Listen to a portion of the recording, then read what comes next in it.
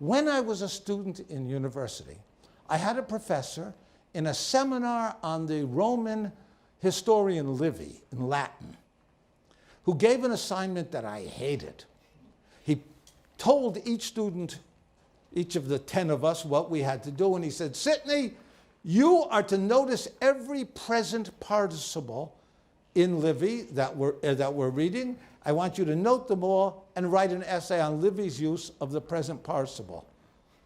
I wanted to write about Livy's metaphysics. I wanted to write about Livy's grand concept of history. I didn't want to write about some goddamn present participle.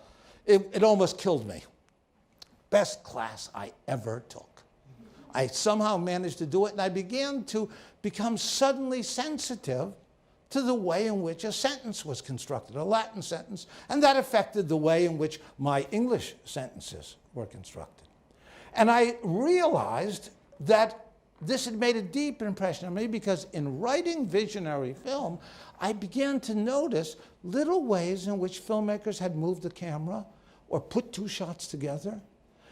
And I was able to build critical analysis out of those very same principles that I had learned in Latin class. And furthermore, that the very meaning of the film was to be found in these grammatical elements. I had been ignorant at the time, but I came upon the writings of one great literary scholar, Leo Spitzer, an Austrian, driven out by the Nazis who taught in Turkey during the war, and then came to the United States and taught at Johns Hopkins University in Baltimore.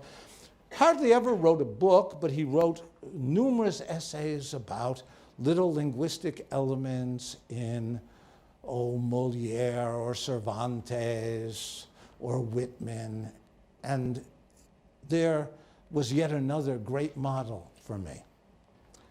And I cannot today, I don't have the time today to show you how that's done, but I'll show you one of the basic principles I was working with as I wrote visionary film. I began to realize that these films I love, these films of Maya Deren and of Brakhage, etc., of Jack Smith and Harry Smith, all spoke to each other in curious ways. Nobody ever made a film that wasn't affected by other films. Nobody ever got the idea who had never seen a movie. I think what I'll do is invent something so that images can move and I'll make one. No.